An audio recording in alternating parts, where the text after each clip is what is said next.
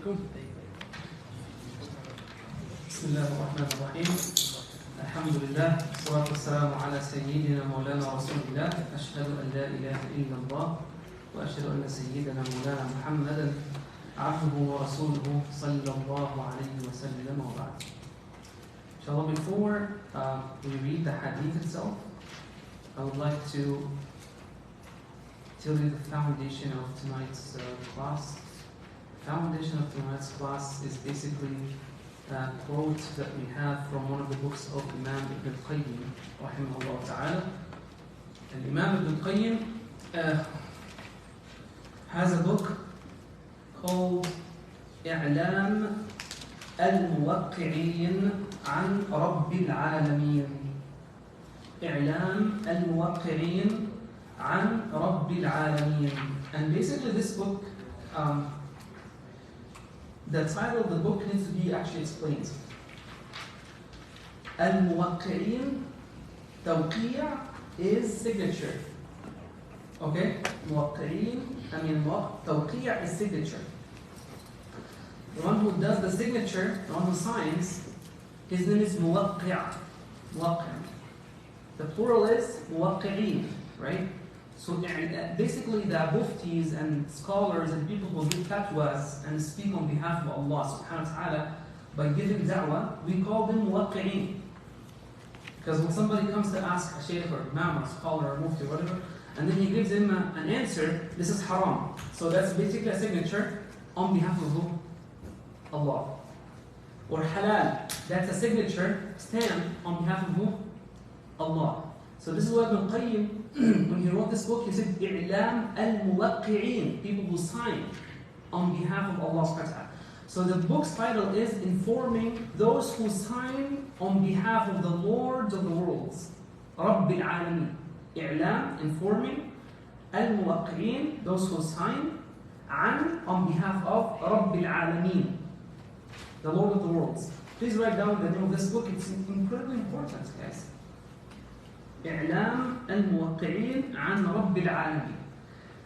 The translation could be informing those who sign on behalf of the Lord of the worlds, subhanahu wa ta'ala.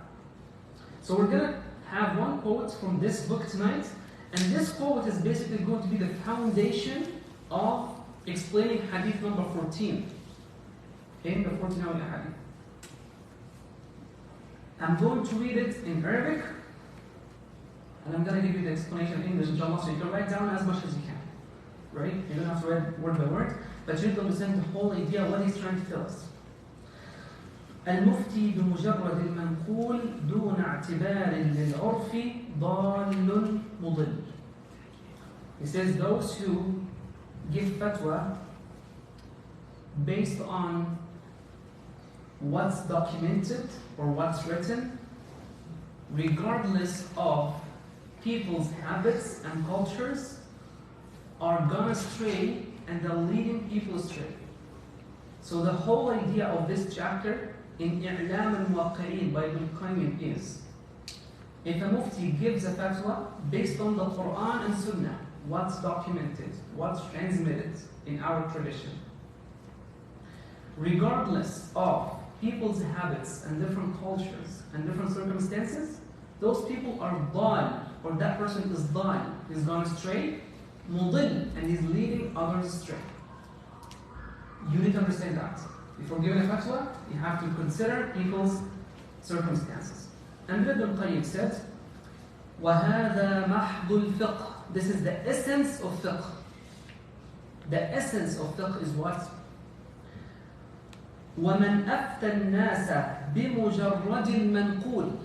Whoever gives a fatwa only based on the text that's narrated in books, في الكتب, على اختلاف عرفهم وعوائدهم, and he does not consider their different habits and cultures, وأزمنتهم وأمكنتهم, their different places and times, وأحوالهم, their different circumstances, وقرائن أحوالهم, and what is related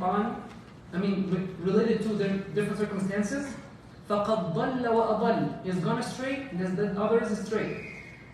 And then he said, وكانت جنايته على الدين, the crime that he has committed in the religion of Allah, أعظم من جناية من طبب الناس كلهم على اختلاف بلادهم وعوائدهم وأزمنتهم وطبائعهم بما في كتاب من كتب الطب على أبدانهم.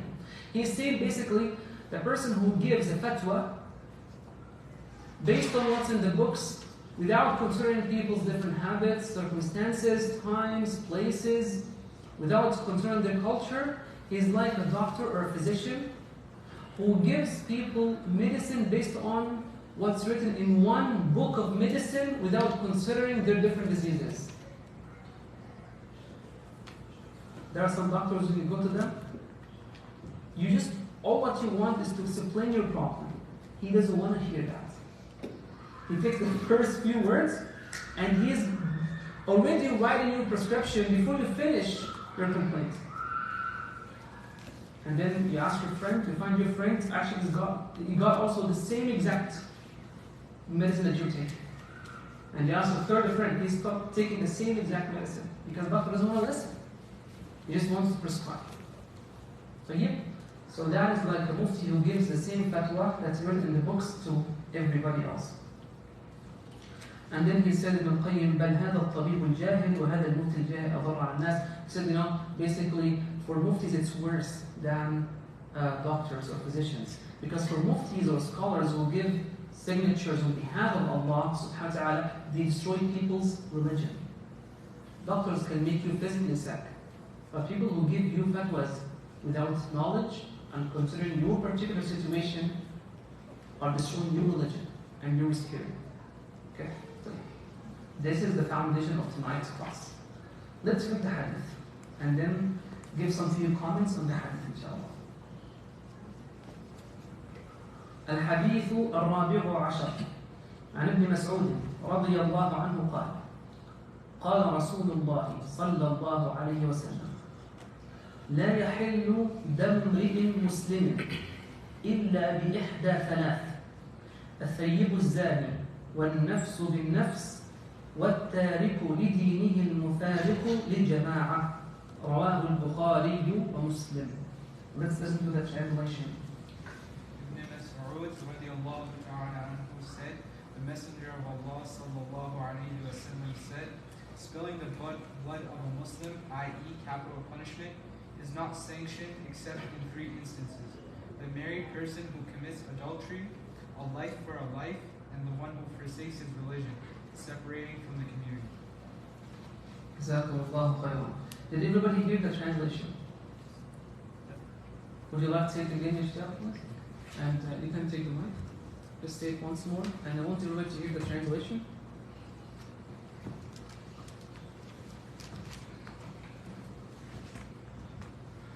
Ibn Mas'ud radiallahu ta'ala anhu said, the Messenger of Allah sallallahu alayhi wa sallam said, spilling the blood of a Muslim, i.e. capital punishment, is not sanctioned except in three instances: the married person who commits adultery, a life for a life, and the one who forsakes his religion, separating from the community. Reported by the Bukhari and Muslim.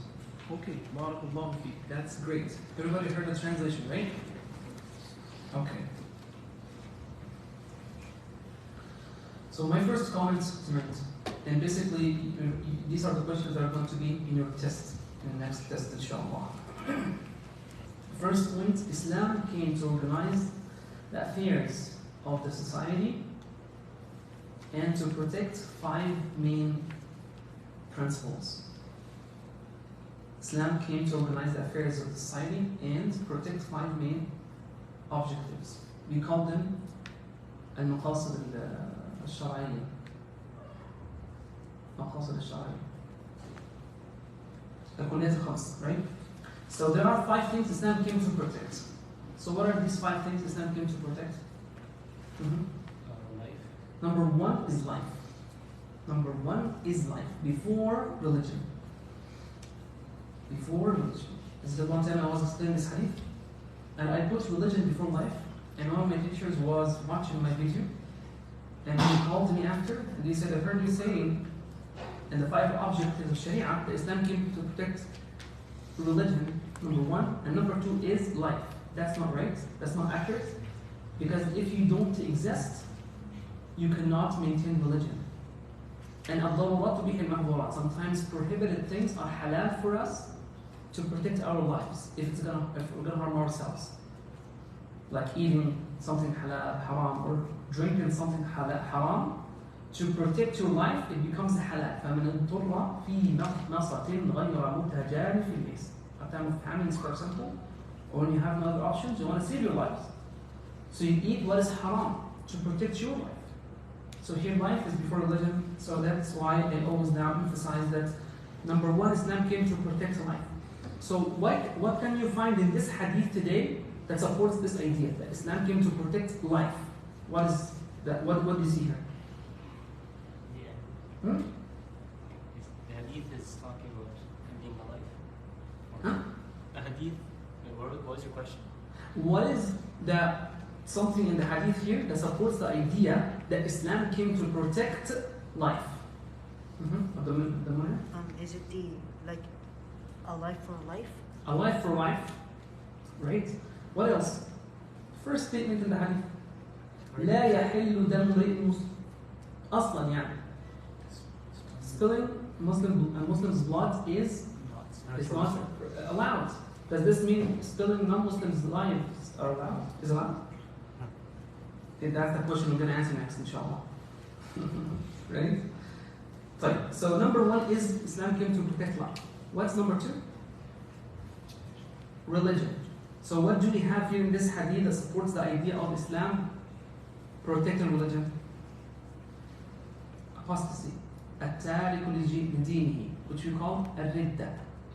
So Islam came to protect religion by forbidding and ridda, apostasy. Last number three, التارك لدينه, the one who neglects his religion and disassociates himself from the Muslim community. So number three, what did Islam keep protect? Number three is what? Sorry. Lineage. Islam came to protect lineage. Or honor. Some scholars say honor. So number three is lineage or honor. Do you find this in the hadith? Is it in the hadith? Protecting lineage and honor. Married person. Yes. الثيب الزاني, the one who commits adultery after experiencing marriage.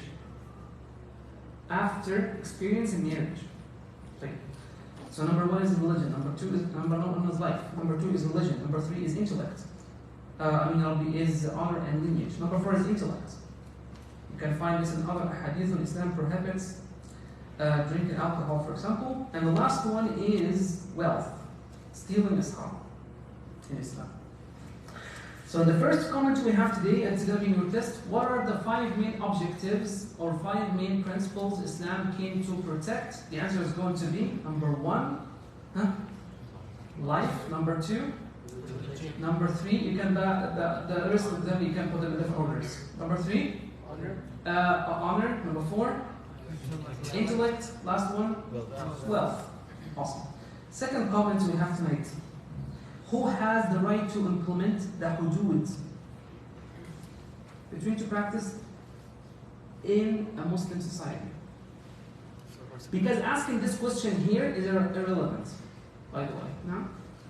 What's the question again, Sheikh? The question is, who has the right to implement the hudud?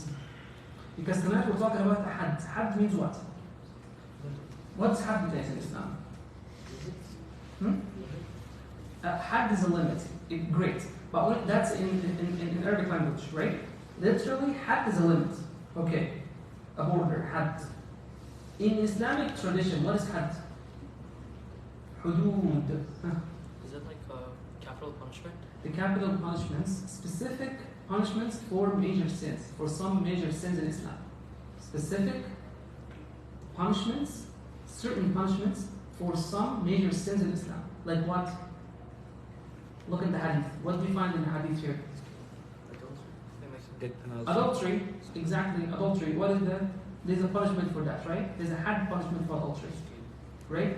What else? murder. It has had punishment, which we call qisas. Huh? What else do we have in the major sins that has hudud?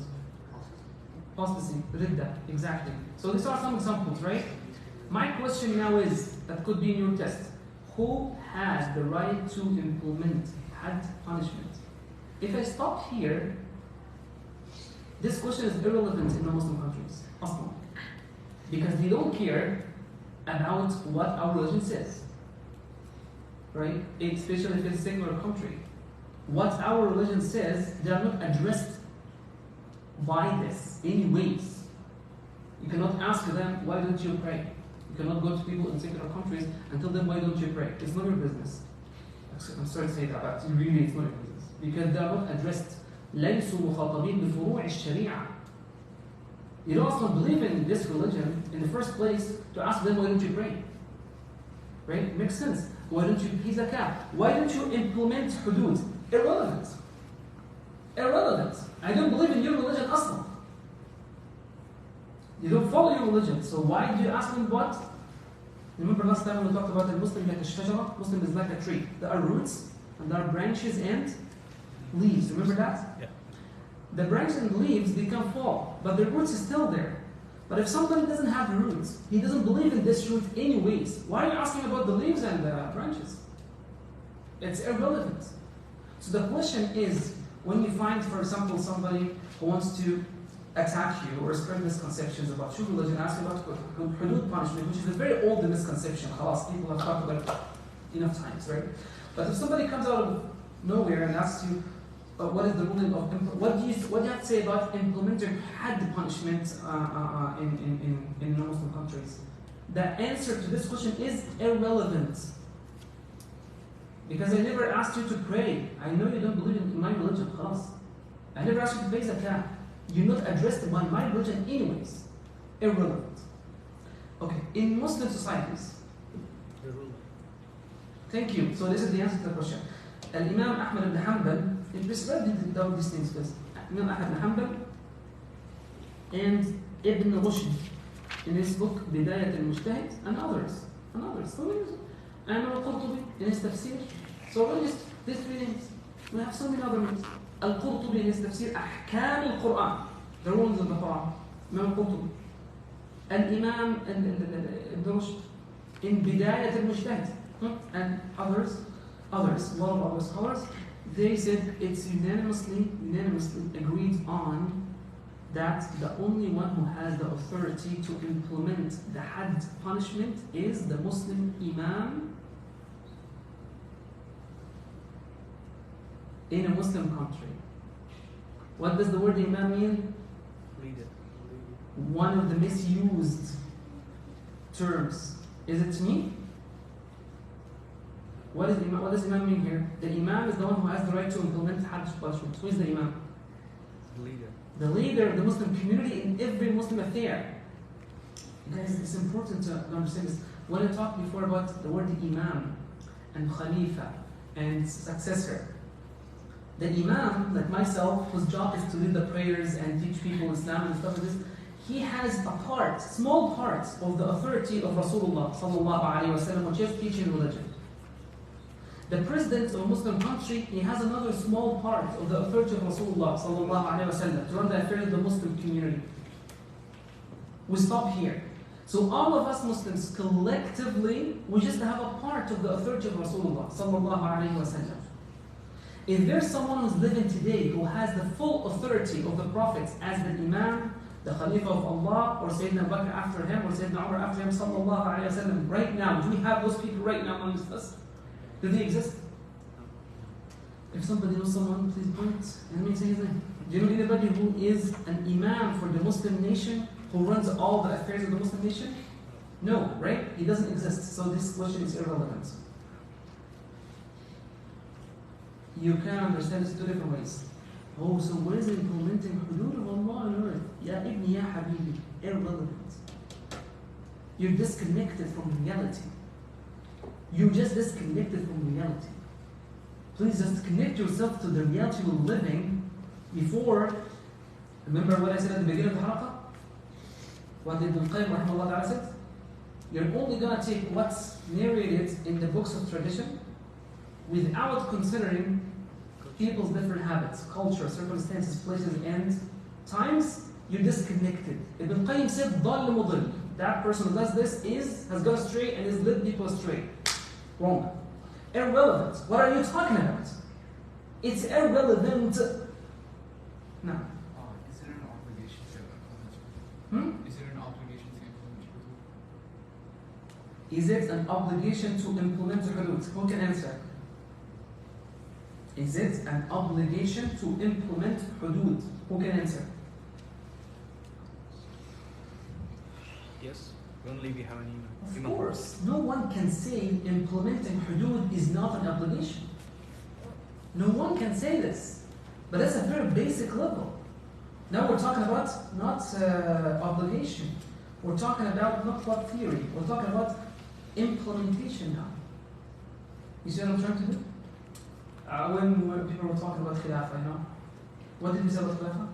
Okay, I understand where we're coming from, right?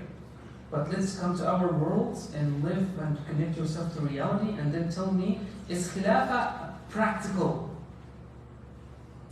Can you implement it? The answer is irrelevant.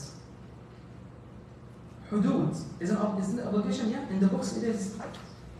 Find it in any book of Sharia. Any book that speaks about Sharia, yes, implementing hudud is an obligation. Is it applicable? No. Is it relevant? No. You're disconnected from reality. You're not living with us. You see what I'm saying? Did I answer the question?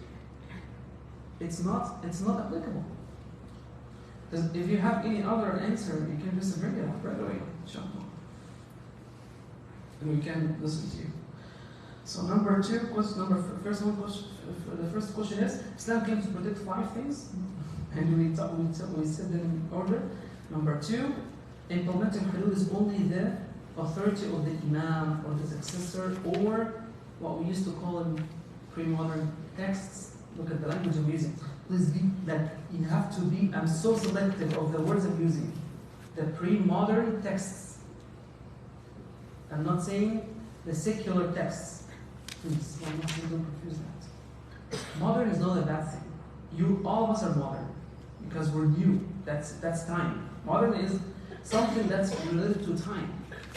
The time we were born, you're modern. People who were born in the past are pre-modern. But secular and traditional is different. All of us are traditional Muslims. Plus, there are people secular in the past and people secular right now. But I'm talking about the pre-modern texts. Yes, the pre-modern texts call the successor or the leader of the Muslim nation a Khalifa. That's his title in the pre-modern texts. But his title now is not Khalifa. His title now is Ra'is, President, Wazir, Minister. You know? Yeah, that's not his title now. Oh, inshallah. The third comment. This is one of the most important comments. I want to share with you the story of Al-Ma'iz al-Ghamidiyya radiyallahu anhuma. This is the only Right now you just mentioned the word Khalifa and then you said President and others. So if someone twists the definition of Imam and makes it like secular, can a president give hard rulings? a president who lives in a Muslim country, if he implements Islam in his country, yes, he does that. Okay. Because he runs the affairs of the Muslim country. And in the beginning, you know how you were mentioning the idea of a doctor and a mufti who Okay. don't look at the rulings and they give just like, they listen to a tiny bit and they give a ruling or something. The rulers who do this. Yeah. Um, So, is there any punishment on the ruler then?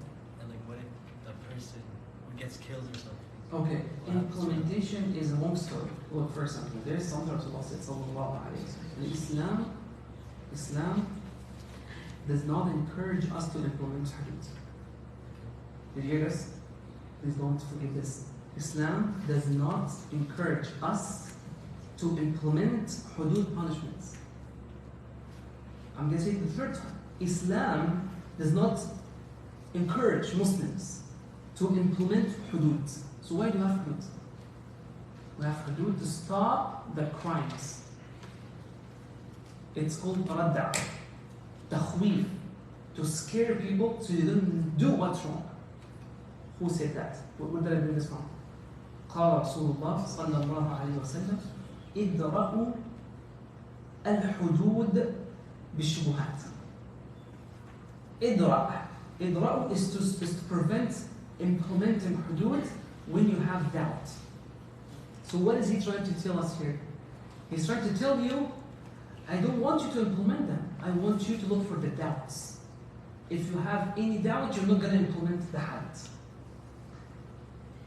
That's what the Imam is supposed to do. A leader of the Muslim society. Not me. I'm not that. That's an issue. I'm just a leader of prayer. I'm someone who has a PhD in Islamic studies, teaches people Islam. I'm not an Imam like a Khalifa or a not. Right? And he doesn't exist today. He's still doing exist today. So like say like in the Abbasid era, like the Abbasid Khalifa, could like someone like Harun, so Harun ibn Rashid during his time, he would be considered the Imam of those things? Sayyidina Abu Bakr is. Sayyidina Umar, was. Sayyidina Bakr was. Sayyidina Umar was. Sayyidina Uthman was. Sayyidina Ali was. Because Rasulullah said, sallallahu alayhi wa sallam, how many years did Sayyidina Abu Bakr stay in Khilafah? 2 years. How many Sayyidina Umar stay in Khilafah? 10. How many years did Sayyidina Uthman stay in Khilafah? 12. How many did Sayyidina Ali stay in Khilafah?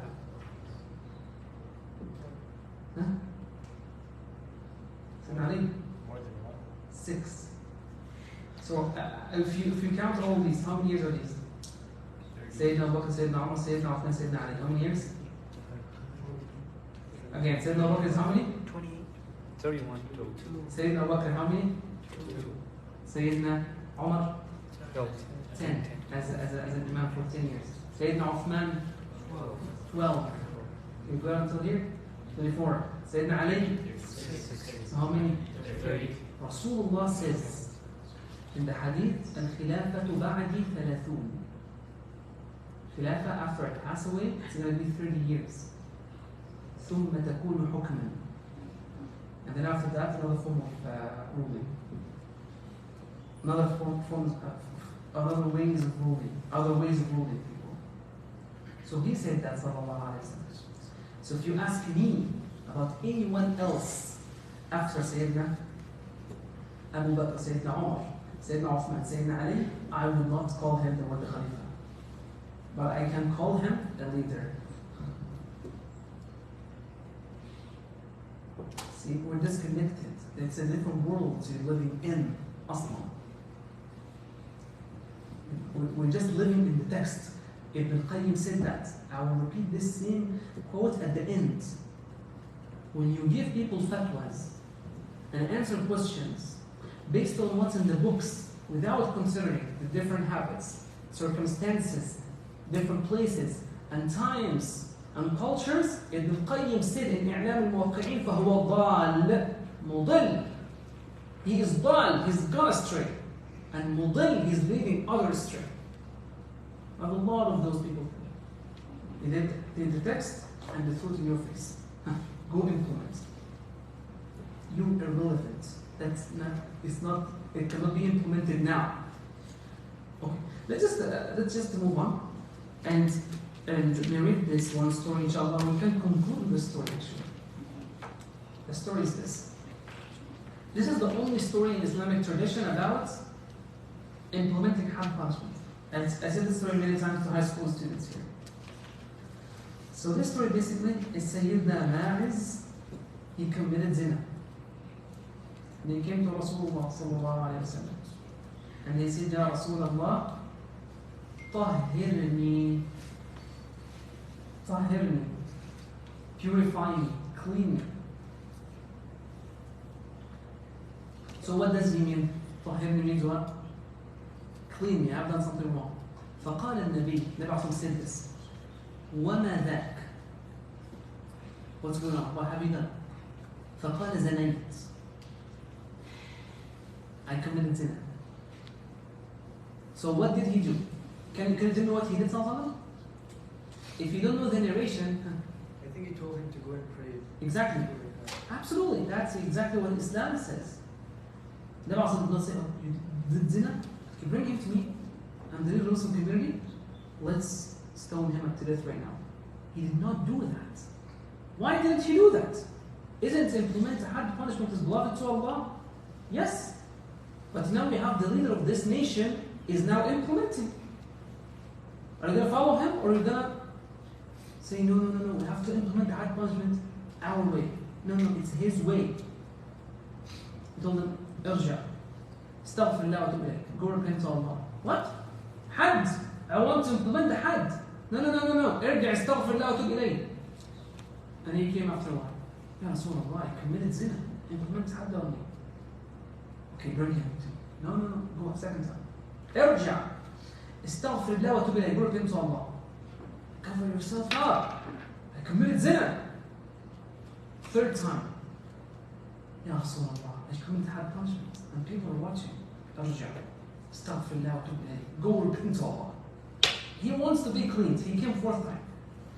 فقال النبي صلى الله عليه وسلم أبيه جنون أو أبيه حاجة.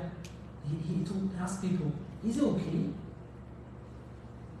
Is he okay mentally, stable mentally? He wants to have had implemented on him. Is he okay? فقام أحد الصحابة واستنكها. One of the Sahaba got up and he smelled them to see if he has consumed alcohol, and that's why he's noticing. Can you imagine the mercy of Rasulullah sallallahu alaihi wasallam? And compare this to us today. One of the Sahaba got up and he said, Rasulullah, there's nothing, he did not consume alcohol, he's okay. And the Prophet sallallahu alaihi wasallam, he had to do it because this guy killed like 5 times. Okay, let's stone him. The Sahaba started to do this punishment because they had to.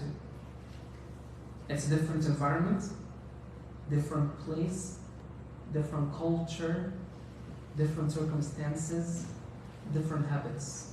What Ibn Qayyim said. If you don't keep this in mind, you're going to go astray.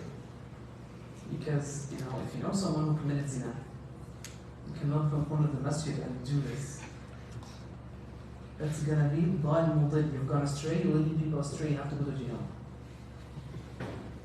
Period. Everything is different. And then Al-Ghamidiyya. She came to Rasulullah sallallahu alayhi wa sallam and committed zina with him. And then the Prophet said, وَمَا ذَاكَ? I mean, it's obvious. She said, Ya Rasulullah, I'm pregnant from him. I committed zina with him, I'm pregnant. What else are you waiting for? Did you have to explain? Like, he understood it, but he doesn't want to implement the had. What are you talking about? And then he said, sallallahu alayhi wa sallam, "Irji' astaghfirullah wa tub ilayh." First time, go repent. Second time, go until you give birth. You're pregnant. So how long she's going to stay pregnant for? 9 months. So go stay for 9 months and then come back. She came back after 9 months. Not enough people move, people die, new people are born, different circumstances, but she came back. Okay, Rasulullah, now he's my baby. فقال النبي صلى الله عليه وسلم, we're gonna let him by himself. He needs someone to take care of him. ارجعي حتى تفطميه. Breastfeed him until you're done. How much does he have to breastfeed him? 2 years. 2 years. So 9 months, and then you give birth. That's the only narration in our tradition. Look at that. I'm sorry, I don't know what word to use about some extreme groups that you see in the world today trying to implement Sharia and killing everybody. And then he said, Sallallahu Alaihi Wasallam, she said, he is good now, 2 years old. Can you do this now, right now? Sallallahu Alaihi Wasallam? He had to do it, Sallallahu Alaihi Wasallam. Look, while he was doing it, while he was implementing the Hadith, he had to. They ran away. They ran away. They couldn't handle it. Being stoned, right? The Sahaba went after them and killed them, stoned them. فقال النبي, the Prophet said, he yelled at them and said, هَلَّا تَرَكْتُمُوهُمْ? Why didn't you let them go? Why did you go after them? What? You said that you have to implement the Hadith because they came to you 5 times, 6 times. You said do it. You said, if they run away, this means perhaps they changed their minds. What they did is called iqrar. Iqrar is to come and you yourself feel that you have done something wrong. In Islam, you can do ruju' fil iqrar. You can take it back. You know, at work when you resign, you cannot take it back. In our world, if you go and tell the police I have done this crime, and they say, I'm so sorry, I haven't done anything, so I'm not going to do it. Once you go to court, actually I was just joking. No? You know? Rasulullah said, no, let them go. Why? The answer is that the question of ishtiyaq, hafat ishtiyaq. Isn't it obligatory to implement hadd punishment? This is the answer. Practical answer, implementation. And that answers the question of hafal rafi. If the hakim, if the ruler or the leader implemented the hadd and he made a mistake in that process, should he be held accountable? Here is the answer. If he didn't do this process, he should be held accountable. And then after all this, you find someone coming to tell you, what do you think of implementing hudud in Canada? What are you talking about? What do you think of it? What? What are you talking about? You're disconnected from reality. It's a different world, different habits, different circumstances, different leaderships. I don't know why we didn't have enough youth today to attend this class. I think it is one of the most important halaqat you have in our classes. I think I will stop here. That's enough. Do you have any questions? Yeah.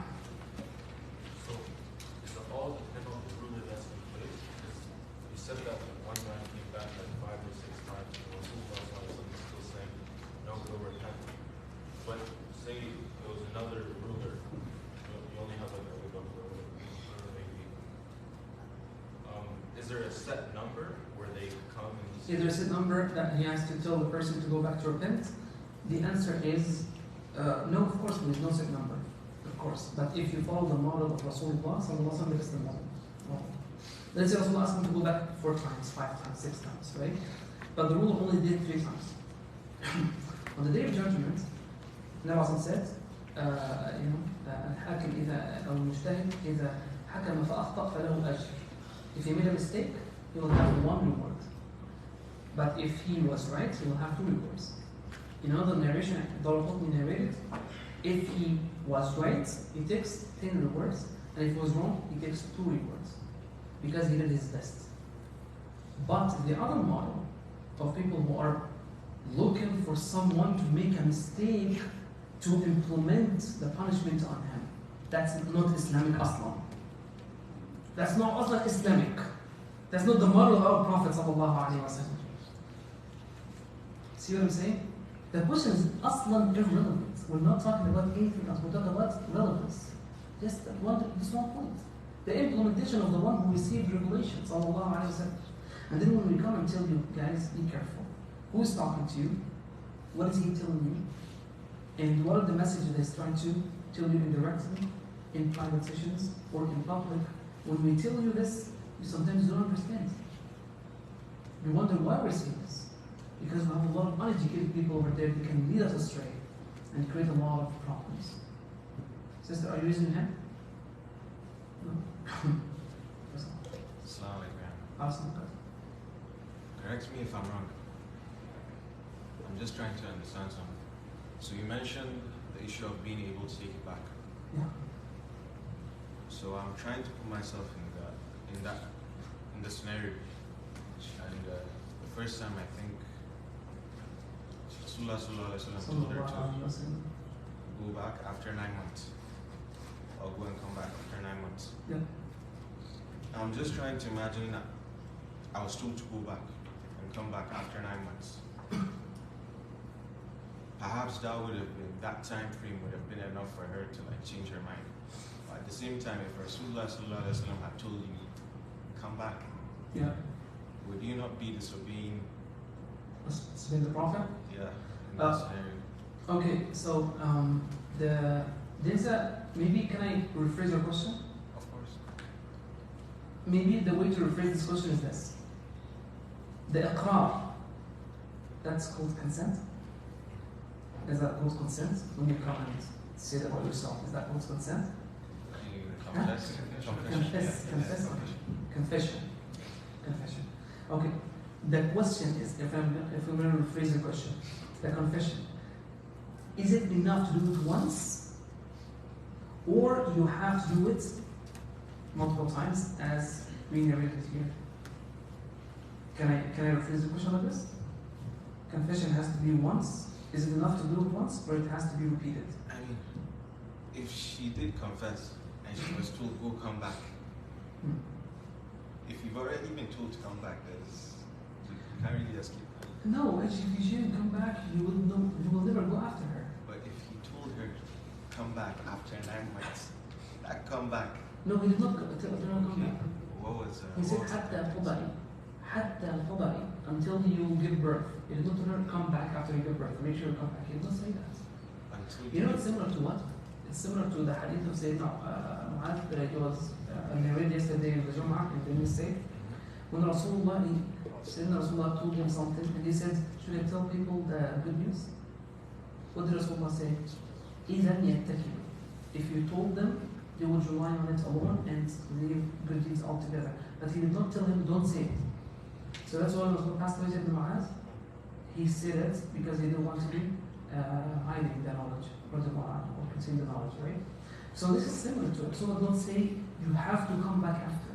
He said, go until you give birth. Go until you give birth.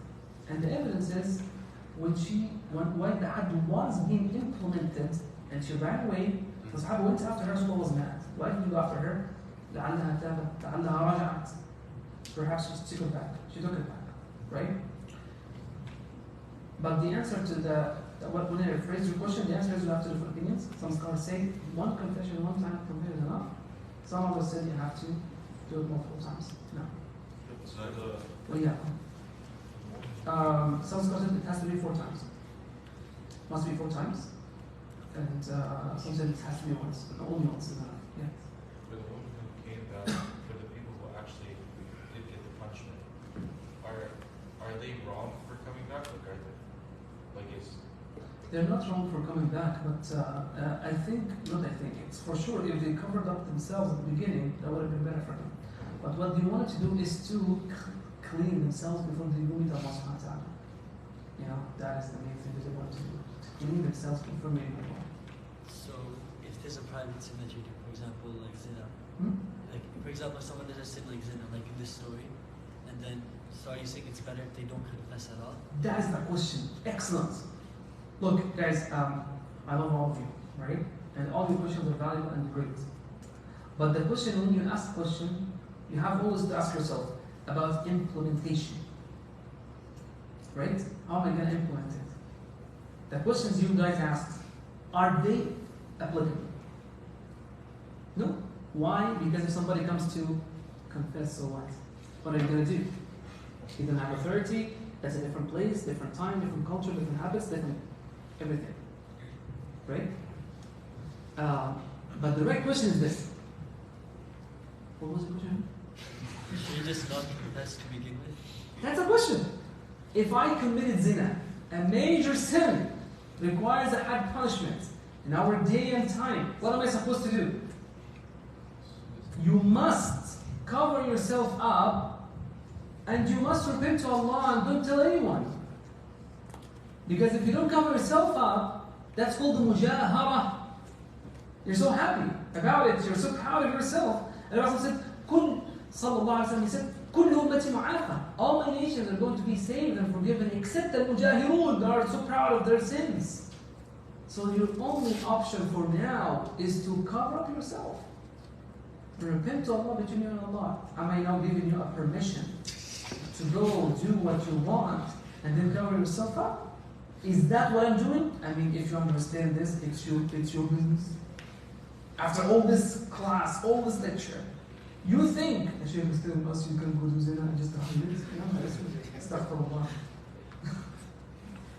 Make sure to don't twist what I'm saying. Your only option now is to repent to Allah because it's your repentance. Any more questions? Yeah. So like, is it okay for you to tell someone if you can't fix yourself on your own, you tell someone so they can help you with that? Would you not do Yes, if you're gonna tell someone, I mean, yeah, I had people come to my office, you know, but I had to help them because they need help, right? And that's not only me. Any imam can you see people come to his office. I did this and they want to repent. They are seeking forgiveness from Allah and they just don't want to do it properly and they want to make sure they're going to be forgiven. I mean, I need forgiveness more than Hannah. Right? Like you're coming to me. You think I'm the gate to Allah? I'm not. I'm just a sinner like you are. Just got, alhamdulillah, maybe I haven't done the major sins. Alhamdulillah, help me protect all of us. But you know, in all humbleness, we all need Allah's forgiveness. Permission is there. Allah is waiting for you. Just repent. Just raise your hands and ask Him, and He's gonna accept. But some people come, right? So, and it's fine. I mean, that's good. Seek help. Always seek help.